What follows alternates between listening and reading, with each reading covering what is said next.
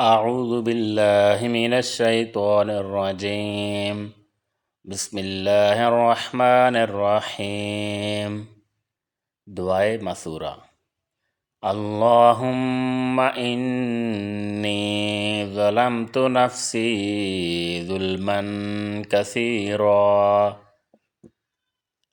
ظلما كثيرا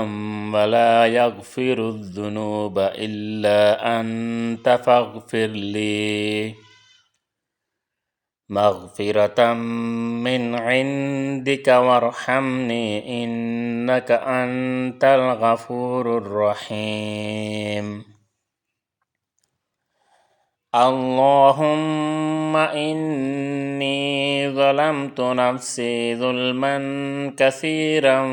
ولا يغفر الذنوب إلا أنت فاغفر لي مغفرة